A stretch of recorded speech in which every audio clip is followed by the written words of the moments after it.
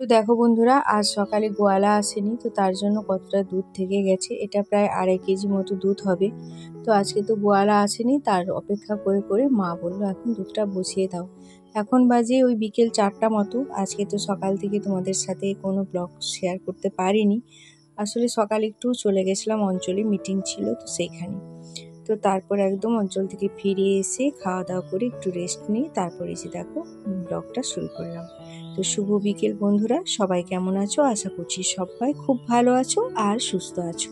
তো আজকের আমার ভিডিওর কোয়ালিটি হয়তো একটু আবছা হতে পারে, মানে যেহেতু বিকেলে করছি তো, আর বাইরে বেশ মেঘ মেঘ করেছে, তো তার জন্য একটু অন্ধকার অন্ধকার আসতে পারে। তো তোমাদের কাছে একটি রিকোয়েস্ট করব, তোমরা প্লিজ একটু মানিয়ে নিও। তো কিছু তো করার নেই, লাইট নেই মানে একটু অন্ধকার লাগবেই। তো দেখো বিকেলে ওই দুধটা বসিয়ে তারপরে যে ঝাড়টা দিয়ে দিচ্ছি, তো আবার কাজে বসবো। তো তার আগে ভাবলাম যে ঘরটা ঝাড় দিয়ে নিই, ঝাড় দিয়ে নিয়ে কিছুটা খাতার কাজ বাকি আছে সেটা আবার করতে হবে। বাকি মানে অনেক বাকি আছে, একটু একটু করে করছি। সব রকমই তো কাজ করতে হবে, সংসারের কাজ, তারপরে তো ফোনের কাজ, তারপর ওই দিকের কাজ, তো সব রকম মিলিয়েই চলছে আর কি। তো এখন দেখো দুয়ারটা ঝাড় দিয়ে নিলাম। তো দেখো তোমাদের তো বললাম যে ঝাড় দিয়ে আমি কাজে বসবো, কিন্তু সে আর আমার আর হলো না। কারণ তোমাদের দাদা ভাইয়ের সাথে দেখা করতে এসেছে তারই দাদা, মানে পিস্তত দাদা, মানে আমার ভাসুর ঠাকুর হন।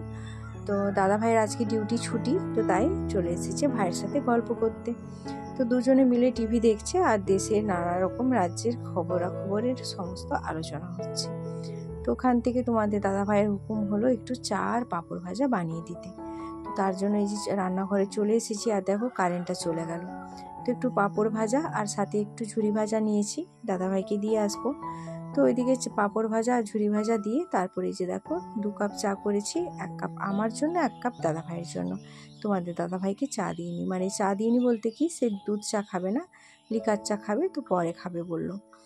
তো তারপর ওইদিকে চা দিয়ে আর তো আমার কাজে বসা হলো না, সন্ধে হয়ে গেল। এবার রান্না বান্না হবে, তো রান্না বান্নাও আজকে 2 রকমের হবে।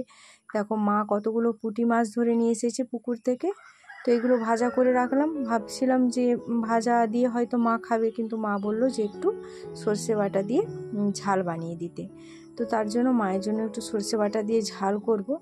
আর তার সাথে আমাদের ওই রুটি আর ডিম ভাজা আর হবে আলুর তরকারি।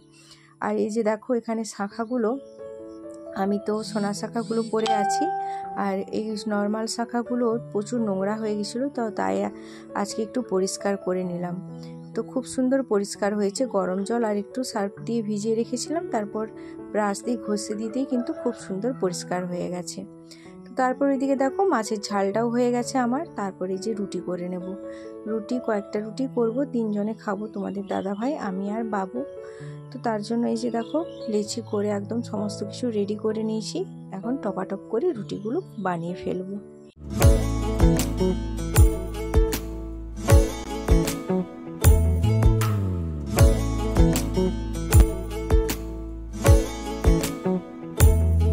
প্রেম সাদায় কালোয় বোনা শীতল পাটি,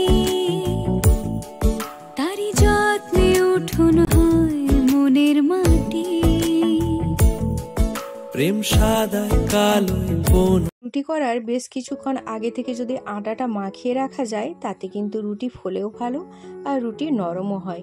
কিন্তু আজকে কি হয়েছে বলো তো বন্ধুরা, আজকে তো আমার সাথে সাথে আটা মাখিয়ে রুটি করছি, তো তার জন্য দেখো রুটিগুলো কিন্তু খুব একটা ভালো ফোলেনি। আর আমাদের বাড়িতে রুটি না ফুললে তোমাদের দাদা ভাই বা মা দুজনেই কিন্তু খেতে পছন্দ করে না, বলে নাকি রুটি কাঁচা থেকে যায়। তবে আমার ছেলের খুব একটা অসুবিধা না, কারণ ও একটু শক্ত রুটি আর একটু মানে কি বলতো, মানে একটু শক্ত শক্ত হবে আর একটু বেশি ভাজা হবে লাল লাল করে, সেরকম রুটিটাই খেতে পছন্দ করে। তো তার ওই জন্য মানে ওর কোনো অসুবিধা নেই, কিন্তু ওদের মা ছেলের আবার রুটি না ফুললে তাদের আবার রুটি পছন্দ হয় না। আর আমার তো যা হবে তাই, সবটাই সই, কোনোটাতেই আর আপত্তি নেই। আর আপত্তি কার ওপর করবো বলো, নিজেই বানাচ্ছি নিজেই খাবো, সেখানে ভালো হলেও ঠিক আছে আর খারাপ হলেও ঠিক আছে, তাই না? আসলে আমরা মেয়েরা কখনোই রান্নাঘরে যখন আসি কখনো নিজের চিন্তাটা করি না যে আমরা নিজেরা কি খাবো, নিজেরা কি দিয়ে খাবো। নিজেদের পছন্দটাকে কখনোই প্রাধান্য দিই না, প্রাধান্য দিই বাড়ির সকলের। বাড়ির সবাই কি পছন্দ করে, বাড়ির সবাই কি খাবে সেটা নিয়েই কিন্তু চিন্তা করি। তবুও জানো তো বন্ধুরা, তবুও এত কিছু স্যাক্রিফাইস করার পরেও যখন তোমার একটু রান্না খারাপ হবে, হয়তো নুনটা হয়তো কম হয়ে গেছে বা বেশি হয়ে গেছে বা তরকারির টেস্ট ঠিকঠাকভাবে হয়নি, তো সেই ত্রুটিতেই তোমাকে কত কথা শুনতে হবে। আচ্ছা, আমি কি ঠিক বললাম বন্ধুরা? আমি ঠিক বললাম না ভুল বললাম তোমরা কিন্তু অবশ্যই কমেন্টে জানিও। তো তারপর দিকে দেখো আমার তো রুটি করা হয়ে গেছে, আর এখন করব একটু আলুর তরকারি। ওই ফোড়ন আর পেঁয়াজ দিয়ে, আজকে কোনো রকম কোনো মশলা দেব না। আর মশলা আমি সাধারণত দিই না, নিরামিষ হলে একটু আদা জিরা বাটা দিই, আর আমিষ হলে ওই পেঁয়াজ কুচি আর ফোড়ন দিয়ে করে দিই। আর আলুগুলোকে আগে থেকে আমি প্রেসারে একটু সেদ্ধ করে নিয়েছিলাম, আর সেদ্ধ করে নিলে খুব তাড়াতাড়ি হয়ে যায়। তো তার জন্য দেখো আলুগুলোকে সেদ্ধ করে নিয়েছি, আর এখানে ফোড়ন আর পেঁয়াজটাকে একটু ভালো করে ভাজা করে নিচ্ছি। তারপরে যে সেদ্ধ করে রাখা আলুটাও দিয়ে দিলাম। একটু জল থেকে গিয়েছিলো, তো জলটা ঝাড়াইনি, ওর মধ্যে থেকে জলটাও দিয়ে দিয়েছি। তো তারপরে একটু দেখো নাড়াচাড়া করে আজকে ওই হলুদ গুঁড়ি আর লঙ্কা গুঁড়ি আর একটু মিট মশলা এগুলো দিয়ে কিন্তু রান্নাটা করে নেব। তবে এরকমভাবেও খেতে কিন্তু ভালোই লাগে, তোমরা একবার করে দেখতে পারো। যদি একটু মিট মশলা থাকে না, বা কোনো সবজি মশলা বা আলুর দমের মশলা এরকম থাকলে কিন্তু বেশ ভালো লাগে। আর তার উপর যদি একটু থাকে সোয়া সস বা টমেটো সস, তাহলে দিলে তো আরও ভালো হয়। আমার একটু টমেটো সস ছিল, তো তাই একটু টমেটো সসও দিয়ে দিয়েছিলাম। কাণ্ড দেখো কোথায় উঠেছে। কিরে, এদিকে আয়, নেমে আয়। ওখানে উঠছো কেন? হ্যাঁ, ওখানে উঠছো কেন? বিড়াল তাড়া করছে, ওই জন্য সে উপরে উঠে বসে আছে ভয়ে। একটা কুনা বিড়াল এসেছে। তো এই যে দেখো রান্নাবান্নার কাজ কমপ্লিট আমার। তো এখন জল জায়গাটা করব, জল জায়গা করে রেডি করে রেখে দেবো, তারপর সবাই আসলে খেতে দেওয়া হবে আর কি।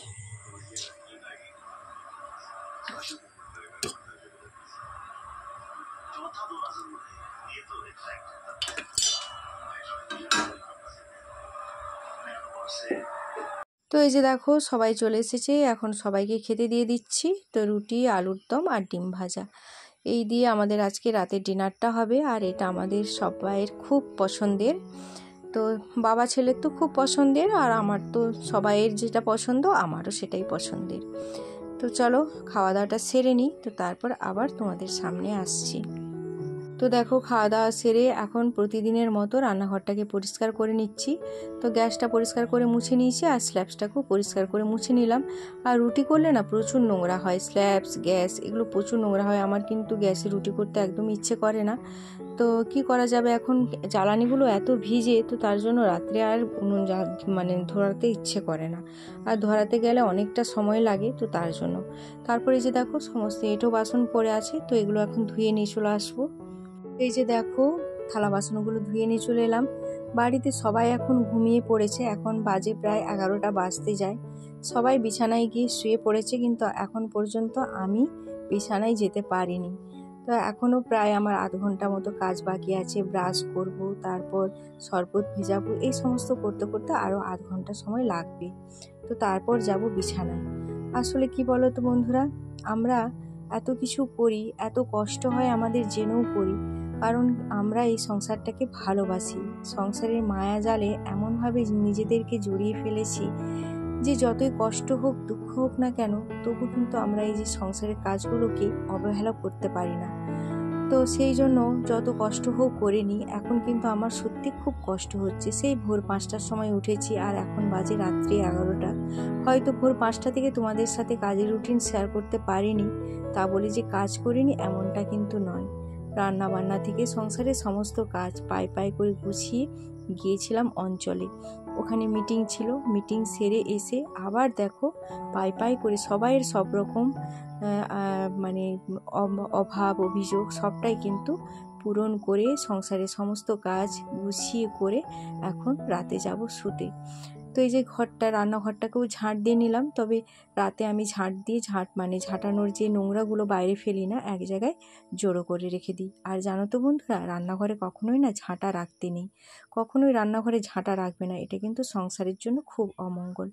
তো ওইদিকে ঝাঁট দিয়ে এখন দেখো এবার একটু মিষ্টি ভেজাবো। তোমাদের দাদাভাই সকালে এখন শরবত খাচ্ছে আর বাবুও খাচ্ছে, তো ওদের দুজনের জন্য একটু মিষ্টির শরবত ভেজাবো। আর আজকে ভাবছি একটু ছোলা ভিজিয়ে দেব, কারণ প্রতিদিন ওই চানাচুর, ঝুরি ভাজা এইসব দিয়ে মুড়ি খাওয়া হচ্ছে, ভালো লাগছে না। তো তার জন্য একটু ছোলা ভিজিয়ে দিয়েছি। কাঁচা ছোলা দিয়ে মুড়িটা খেতে ভালো লাগে, আর সবাই ভালোবাসে সব রকম ওই পেঁয়াজ টেঁয়াজ দিয়ে একটু চাট করে মাখালে। তো তার জন্য দেখো একটু ছোলা ভিজিয়ে দিলাম আর মিষ্টিও ভিজিয়ে দিলাম। আর তার সাথে এই যে ঘটিতে যেমন আমি প্রতিদিনের জন্য জল রাখি, সেরকম জলটাও রেখে দিলাম। তো এই হলো আমার বিকেল থেকে রাত্রি পর্যন্ত কাজের রুটিন। তোমাদের যদি আমার এই কাজের রুটিন ভালো লেগে থাকে তাহলে অবশ্যই একটা লাইক কমেন্ট করো। আর আমার পরিবারে যদি কোনো নতুন বন্ধু এসে থাকো তাহলে অবশ্যই আমার চ্যানেলটিকে সাবস্ক্রাইব করে আমার পাশে থেকে যেও। আর আমার পুরনো বন্ধুদের উদ্দেশ্যে একটা কথাই বলবো, তোমরা আমার সাথে আছো, আমার পাশে আছো, এটা জেনেই আমার খুব ভালো লাগছে। তো তোমাদের জন্য রইল অসংখ্য অসংখ্য ভালোবাসা, কারণ ধন্যবাদ দিলে তোমাদেরকে ছোট করা হবে, তো তার জন্য ধন্যবাদ দেব না। তোমাদের জন্য রইল অসংখ্য অসংখ্য ভালোবাসা। তোমরা সবাই ভালো থেকো, সুস্থ থেকো, তার সাথে আমাকেও ভালো রেখো। মানে আমাকে ভালো রাখা বলতে মানে আমার ভিডিওগুলো দেখলে আমি ভালো থাকবো। তোমরা ভিডিওগুলো দেখলে আর সুন্দর সুন্দর কমেন্ট করলে আমার কিন্তু বেশ ভালো লাগে, মনটা অনেকটা ভালো লেগে যায়। আসলে এত কষ্ট, এত মানে প্রত্যেকটা মানুষের মনে জানো তো, বাইরে থেকে দেখতে যতটা তাকে ভালো লাগুক না কেন, ভেতরটা সবাইরই কিন্তু একটা চাপা কষ্ট থেকেই থাকে। তো যাই হোক, সেই চাপা কষ্ট, দুঃখগুলো কিন্তু তোমাদের ওই কমেন্টগুলো পড়লে আমার ভালো লেগে যায়। কারণ এই ইউটিউব চ্যানেলটা আমি খুব ভালোবেসে মন থেকে খুলেছি, আর আমি এটা থেকে কিছু একটা করতে চাই, নিজের একটা পরিচয় তৈরি করতে চাই।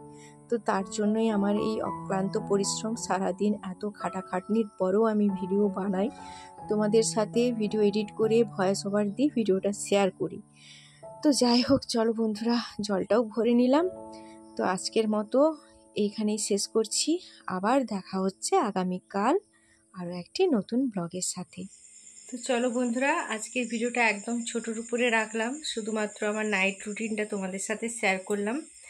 তো আর তোমাদের সাথে শেয়ার করার মতো কিছুই নেই। আজকের মতো ছুটি, এখন বাজে 11টা। তো 11টা পর্যন্ত, সেই ভোর 5টা থেকে 11টা পর্যন্ত আমার কাজবাজ সব মানে গোছানো হলো। তো এখনও আরও 1 ঘন্টা আমার কাজ বাকি আছে, ফোনের কাজ। তো চলো, আজকের ব্লগটা এই পর্যন্ত রাখলাম। আজকের ব্লগটা তোমাদের কেমন লাগলো অবশ্যই কমেন্টের মাধ্যমে জানিও। সবাই ভালো থেকো, সুস্থ থেকো, নিজের খেয়াল রেখো, নিজের পরিবারের খেয়াল রেখো। আবার দেখা হচ্ছে আগামীকাল আরও একটি নতুন ব্লগের সাথে। চলো, আজকের মতো টাটা, সবাই ভালো থেকো।